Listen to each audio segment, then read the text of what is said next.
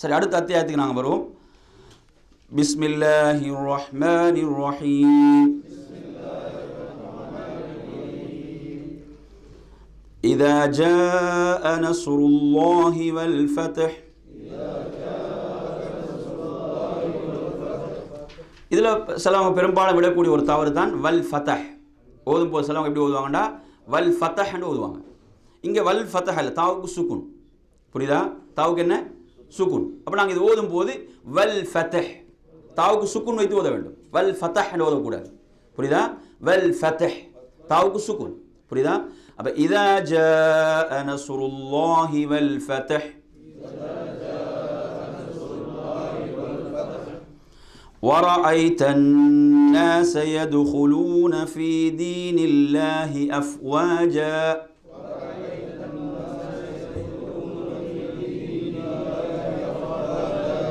ஒரே மூச்சில் ஓத கஷ்டமாக இருந்தால் என்ன செய்யலாம் நீங்கள்? அதாவது وَرَأَيْتَ النَّاسَ يَدْخُلُونَ فِي دِينِ اللَّهِ அல்லது وَرَأَيْتَ النَّاسَ يَدْخُلُونَ என்று திரும்ப ஆரம்பிக்கிறது. يَدْخُلُونَ فِي دِينِ اللَّهِ أَفْوَاجًا அப்படி ஆரம்பிக்கலாம்.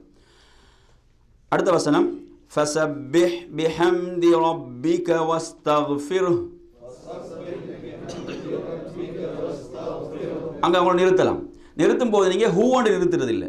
நிறுத்துறதாக இருந்தால் வஸ்தக்ஃபிர்ஹு என்று நிறுத்துறது இல்லை.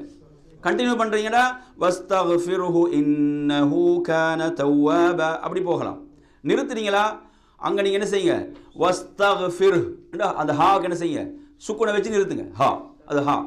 வஸ்தக்ஃபிர் இல்லைச்சா? வஸ்தக்ஃபிர் ஃபஸப்பிஹ் பிஹம்தி ரப்பிக வஸ்தக்ஃபிர் إنه كان توابا. இந்த அத்தியாயத்தை நாம் எடுத்து பார்ப்போமாக இருந்தால் சுப்ஹானல்லாஹ், இதுக்கு முன்னால் உள்ள அத்தியாயத்தையும் இந்த அத்தியாயத்தையும் எடுத்து பாருங்கள். அல்லாஹு தஆலா எப்படி அந்த காலத்தை சுழற்றுகிறான் என்று. சூரத்துல் காஃபிரூனுடைய சூழல் என்ன? சூரத்துல் காஃபிரூனுடைய சூழல், அந்த அத்தியாயத்துடைய சூழல் எடுத்து பாருங்கள். அதாவது மக்காவில் ரசூலுல்லாஹி ஸல்லல்லாஹு அலைஹி வஸல்லம் அவர்களுக்கு கஅபாவுக்கு முன்னால் அல்லாஹ்வுக்கு தொழ முடியாத நிலை. அப்படிதானே? தொழுவதற்கு முடியாத நிலை. ஒட்டகத்துடைய அழுக்கான குடல்கள் எல்லாம் வந்து என்ன செய்யறாங்க? சுஜூதில் இருக்கும் போது கொண்டு வந்து போட்டார்கள். சுப்ஹானல்லாஹ், அல்லாஹ்வுடைய ரசூல் என்ன பாவமான காரியத்தை செஞ்சாங்க? அல்லாஹ்வை வணங்கும் தொழும் போது செய்தார்கள். அல்லாஹ்வுடைய தூதருடைய கழுத்தில் என்ன செய்தார்கள்? ஒரு துண்டை போட்டு இறுக்கினார்கள். அவனோட உயிரை போகின்ற அளவுக்கு அல்லாஹ்வுடைய தூதர் அந்த அளவுக்கு நெருக்கடி கொடுத்தார்கள். எப்போ செஞ்சாங்கன்னா இபாதத், அவங்க இபாதத்தில் இருக்கும்போது, தொழுகையில் இருக்கும்போது. சுப்ஹானல்லாஹ், அப்படியான அந்த சூழல். அடுத்த அத்தியாயத்தை பாருங்கள். சுமார் எத்தனை வருடங்கள் என்றால் ஹிஜ்ரத்துக்கு பிறகு ஒரு 8 வருடங்கள். ஹிஜ்ரத்துக்கு பிறகு 8வது வருடம், ஹிஜ்ரி 8வது வருடம் மக்கா வெற்றி கொள்ளப்படுகிறது. ஹிஜ்ரி 8இல் மக்கா என்ன செய்யப்படுது? வெற்றி கொள்ளப்படுகிறது. இப்போ சுப்ஹானல்லாஹ், அல்லாஹு தஆலா வெற்றியை கொடுத்தான். அந்த வெற்றியை தான் அல்லாஹ் அடுத்த அத்தியாயத்தில் சொல்கிறான். இப்போ வெற்றி எப்படி வந்துச்சு? எப்படி வந்துச்சு? கொள்கையில் உறுதியாக இருந்தார்கள். கொள்கையை விட்டு கொடுக்கல. தௌஹீதில் ஓரிரை கொள்கையில் உறுதியாக இருந்தார்கள். அதை தான் முன்னால் உள்ள அத்தியாயத்தில் பார்த்தோம், சூரத்துல் காஃபிருள்ள பார்த்தோம். அப்போ அந்த கொள்கையில் உள்ள உறுதி இன்று நிறைய பேர் நினைக்கிறாங்க. எப்படி தெரியுமா? வெற்றி வந்து என்ன, கொள்கையை எவ்வளோ விட்டு கொடுத்து போகலுமோ அவ்வளோக்கு வெற்றி வரும்னு நினைக்கிறாங்க. ஒரு நாளும் வெற்றி வராது. கொள்கையை நீங்கள் விட்டு கொடுத்து எவ்வளோ போனீங்களோ அவ்வளோக்கு இழிவு. அவ்வளோக்கு என்ன இழிவு? இழிவை தவிர வேறு எதுவும் இல்லை. கொள்கையில் நீங்கள் எவ்வளோ உறுதியாக இருக்கிறீங்களோ அந்த அளவுக்கு உங்களுக்கு கண்ணியம், அல்லாஹ்விடத்தில் கண்ணியம், உயர்வு. அப்போ இந்த அத்தியாயம், அடுத்த அத்தியாயத்தில் அல்லாஹு தஆலா அதை சொல்கிறான் என்றால் எதை நாங்கள் படிப்பினையாக பெற வேண்டும்? இப்போ கொள்கையில் அல்லாஹுடைய தூதரும் நபித்தோழர்களும் அவங்க எவ்வளோ உறுதியாக இருந்தாங்க, எவ்வளோ அர்ப்பணிப்போடு தியாகத்தோடு இருந்தாங்க. அல்லாஹு தஆலா வெற்றியை கொடுத்தான்.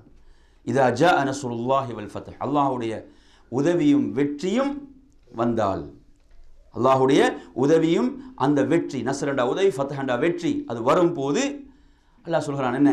வரஐத்தன் நாஸ, நபியை நீங்கள் மக்களை பார்ப்பீங்க எப்படி என்றா யதுஹுலூன ஃபீ தீனில்லாஹ், அல்லாஹுடைய தீன். யாருடைய தீன் இது? அல்லாஹுடைய மார்க்கம். நீங்கள் இதற்காக பல தியாகங்கள் செய்திருக்கலாம், உயிரை கொடுத்திருக்கலாம். தீன் யாருடையது? அல்லாஹுடையது. அதை மறக்கக்கூடாது. தீன் யாருடையது? அல்லாஹுடையது. எங்கள்ட சொந்த பணமாக அட்ஜஸ்ட் பண்ணலாம், விட்டு கொடுக்கலாம். அல்லாஹுடைய தீனில் எவனுக்கு அட்ஜஸ்ட் பண்ண இல்லாது. இது தீன் அல்லாஹுடையது, அல்லாஹுடைய தீன், அல்லாஹுடைய மார்க்கம். நமது சொந்த பொருளாக விட்டு கொடுக்கலாம், அட்ஜஸ்ட் பண்ணலாம். ரசூலுல்லாஹ் தனது சொந்த விஷயங்கள் என்ன செஞ்சாங்க, எவ்வளோ விட்டு கொடுத்தாங்க.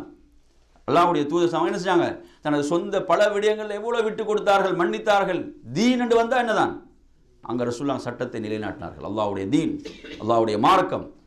எனவே அல்லாஹ் தஆலா சொல்ல, அல்லாஹ்வுடைய தீனில் மக்கள் நுழையும் போது, அப்படி உதவி வரும்போது மக்கள் அணி அணியாக நுழைவதை நீங்கள் பார்ப்பீங்க. அப்போ உள்ளங்கள் இருப்பது அல்லாஹ்வுடைய கையில். உள்ளங்கள் இருப்பது யாருடைய கையில்? அவனுடைய ரஹ்மானுடைய அந்த 2 விரல்களுக்கு மத்தியில். அவன் அதை நாடியவாறு திருப்புவான். அப்போ எனவே இது ஒரு என்ன, வெற்றி வரும்போது மேலோங்கும் போது மக்கள் என்ன செய்வார்கள், அதில் நுழைவார்கள். ஆனால் அர்ப்பணிப்போடு தியாகத்தோடு இருந்தவங்களுக்குரிய கூலி தனியானது. அல்லாஹ் அதை சொல்கிறான், ஃபஸப்பிஹ் பிஹம்தி ரப்பிக வஸ்தக்ஃபிர் இன்னஹு கான தவ்வாபா. எனவே நபியை நீங்கள் தஸ்பீஹ் செய்யுங்கள். என்ன செய்ய? தஸ்பீஹ். எப்படி தஸ்பீஹ் செய்ய வேண்டும் என்றால், அல்லாஹுவை போற்றி, அல்லாஹுவை புகழ்ந்து, அல்லாஹுவை புகழ்ந்தவர்களாக நீங்கள் அல்லாஹுவை துதியுங்கள். இன்னும் அல்லாஹ்விடத்தில் பாவ மன்னிப்பு தேடுங்கள். நிச்சயமாக அவன் மன்னிப்பவனாக இருக்கிறான். எனவே நறுமையான சகோதரர்களே, இதில் உள்ள முக்கியமான ஒரு படிப்பினை நாம் பெற வேண்டிய இன்னொரு படிப்பினை தான், அதாவது சோதனையுடைய காலம்தான் ஒரு மூமினுடைய வாழ்க்கையில் அதிகமாக இருக்கும். இதை நாங்கள் புரிந்து கொள்ள வேண்டும். ஒரு மூமினுடைய வாழ்வில் சோதனையுடைய காலம் என்ன செய்யும், அதிகமாகத்தான் இருக்கும். ஏன்னா ரசூலுல்லாஹ் அவங்களுக்கு இந்த வெற்றி வந்த பிறகு ரசூலுல்லாஹ் வாழ்ந்தது கொஞ்சமான காலம்தான். அதாவது தீன் வெற்றி பெற்று விட்டது, அல்லாஹ்வுடைய மார்க்கத்துக்கு வெற்றி வந்து விட்டது. அதுக்கு பிறகு ரசூலுல்லாஹ் எவ்வளோ காலம் வாழ்ந்தாங்க? ஒரு 2 வருடம் ஒரு காலம் தான் ரசூலுல்லாஹ் வாழ்ந்தாங்க. ஆனால் அவங்க மார்க்கத்துக்கு செஞ்ச தியாகத்துடைய காலம் அது எவ்வளோ? அதாவது ஹிஜ்ரத்துக்கு முன்னால் உள்ள மக்காவுடைய 13 வருடத்தை நீங்கள் எடுங்க, அதோட என்ன செய்யுங்க, இங்கே 8 வருடத்தால் சேர்த்துங்க. எத்தனை வருடங்கள்? 21 வருடங்கள். சுப்ஹானல்லாஹ், எப்படிப்பட்ட தியாகங்கள்! அப்போ எனவே ஒரு மூமின் இந்த யதார்த்தத்தை புரிய வேண்டும். என்ன, ஒரு மூமினுடைய வாழ்க்கையில் சோதனைகள் அதிகமாக இருக்கும். அதற்கு அல்லாஹு தஆலா மிகப்பெரிய அந்தஸ்துகளை, வெகுமதிகளை வைத்திருக்கிறான். ஏன்னா நாங்கள் மறுமை தான் எமது வாழ்வு, எமது வாழ்க்கை. இதை நானும் நீங்களும் புரிந்து கொள்ள வேண்டும். எனவே நறுமையான சகோதரர்களே, அப்போ வெற்றி வந்து விட்டது, அல்லாஹ்வுடைய தீனுக்கு வெற்றி வந்த பிறகு இந்த அத்தியாயம் தான் குர்ஆனில் இறுதியாக அருளப்பெற்ற சூரா அத்தியாயம். குர்ஆனில் சூறாவாக இறுதியாக அருளப்பெற்ற அத்தியாயம் இதுதான், இந்த அத்தியாயம் தான். எனவே அல்லாஹ்வுடைய தீனுக்கு அடுத்து, அதாவது ஒருவருக்கு வெற்றி வரும்போது அவர் மமதை கொள்ளக்கூடாது, ஆணவம் கொள்ளக்கூடாது. என்ன செய்யணும்? மாறாக அல்லாஹ்வைத்தான் துதிக்க வேண்டும், போற்ற வேண்டும். அந்த உண்மை நாம் இதிலிருந்து படிக்கிறோம், விளங்குகிறோம். அந்த பெருமையை நாம் அல்லாஹ்வுக்கு சேர்க்க வேண்டும். புகழுக்குரியவன், பெருமைக்குரியவன் அல்லாஹ். அப்போ ரசூலுல்லாஹி ஸல்லல்லாஹு அலைஹி வஸல்லம் இந்த அத்தியாயம் இறங்கிய பிறகு என்ன செஞ்சாங்க? அவங்க ருக்கூவிலும் சுஜூதிலும் அதிகமாக ஓதிய திக்ர் என்ன சொல்லுங்க? சுப்ஹானக்கல்லாஹும்ம ரப்பனா வபிஹம்திக அல்லாஹும்ம குஃபிர்லி. என்ற அல்லாஹ் தஆலா 3 கட்டளை இடுகிறான். என்ன? துதிப்பீராக. எப்படி துதிக்க வேண்டும்? புகழ்ந்து துதிக்க வேண்டும், அல்லாஹுவை புகழ்ந்து துதிக்க வேண்டும். அடுத்த மன்னிப்பு கேட்க வேண்டும். 3 என்ன சொல்லாங்க, செஞ்சாங்க. என்ன? சுப்ஹானக்கல்லாஹும்ம ரப்பனா வபிஹம்திக அல்லாஹும்ம குஃபிர்லி. ருக்கூவிலும் சுஜூதிலும் சொல்லாங்க அதிகம் ஓதினார்கள் என்பதை நாம் பார்க்கிறோம். எனவே இந்த அத்தியாயத்துக்குரிய விளக்கத்தை விளங்கியிருந்த சஹாபியாரு, இந்த அத்தியாயம் சொல்லக்கூடிய ஒரு விளக்கம் இருக்குது, அந்த விளக்கத்தை சரியா பெற்றிருந்த சஹாபியாரு அப்துல்லாஹ் இப்னு அப்பாஸ் ரலியல்லாஹு அவர்கள். அவர்கள் தான் அவர்களுடைய அந்த விளக்கத்துக்காக சுப்ஹானல்லாஹ் உமர் ரலியல்லாஹு அவங்க மிகப்பெரிய ஒரு அந்தஸ்து அவங்களுக்கு கொடுத்தாங்க. இந்த குர்ஆனுடைய விளக்கம் அவர்களிடம் இருந்தது, இந்த சூறாவுக்குரிய விளக்கம் அவர்களிடம் காணப்பட்டது என்பதற்காக, அதாவது பெரும் மூத்த சஹாபாக்கள் உட்காரக்கூடிய சபையில் சிறிய வயதுடைய, இளம் வயதுடைய அந்த நபித்தோழருக்கு அவங்க இடம் கொடுத்தாங்க. சொல்றாங்க அதற்குரிய காரணத்தை, இந்த அத்தியாயத்துக்குரிய உங்களிடம் இருக்கக்கூடிய விளக்கத்தை சொல்லுங்கள். அவங்க எல்லாம் சொன்னாங்க, அல்லாஹ்வுடைய தீனுக்கு உதவி வெற்றி வந்தால் மக்கள் அணி அணியாக நுழைவார்கள் என்ற ஒரு விளக்கத்தை தான் சொன்னார்கள். ஆனால் அப்துல்லாஹ் இப்னு அப்பாஸ் சொல்கிறார்கள், இது அல்லாஹ்வுடைய ரசூலுடைய அஜல் நெருங்கிவிட்டது, அவங்க இந்த உலகத்தை விட்டு பிரிய போகிறார்கள், அந்த பிரிவைத்தான் அது நெருங்கிவிட்டது என்பதை சொல்கின்ற அத்தியாயம் என்ற விளக்கத்தை சொன்னவர் யார் தான்? அப்துல்லாஹ் இப்னு அப்பாஸ் ரலியல்லாஹு அவர்கள். எனவே நறுமையான சகோதரர்களே, இதில் இன்னொரு விஷயம் என்ன? அப்போ ஒருவருடைய இறுதி காலம் எப்படி இருக்க வேண்டும் என்றால், அல்லாஹுவை போற்றுவதிலும் துதிப்பதிலும் நன்மையிலும் இருக்க வேண்டும். அல்லாஹுடைய தூதர் சொன்னார்கள், அல்லாஹ் ஒரு அடியானின் மீது அன்பு கொண்டு விட்டால் அவனை பயன்படுத்துகிறான் என்று சொல்கிறான். எஸ் தஅமிலுஹு. சஹாபாக்கள் கேட்குறாங்க, பயன்படுத்துகிறது என்றால் என்ன? அதாவது மௌத்துக்கு முன்னால் நல்லமல் செய்வதற்கு அல்லாஹ் அவனுக்கு அருள் பாலிப்பான் சொல்கிறாங்க. மௌத்துக்கு முன்னால், கபிலல் மௌத், மரணத்துக்கு முன்னால் நல்லமல் செய்வதற்கு அல்லாஹ் அவனுக்கு அருள் பாலிப்பான் என்று சொன்னார்கள். எனவே ஒருவருடைய அந்த மௌத்துடைய அந்த காலம் நெருங்குகின்ற போது அமல் செய்வது என்பதும் அல்லாஹ்வுடைய தௌஃபீக், அதையும் நாம் இங்கே விளங்க வேண்டும்.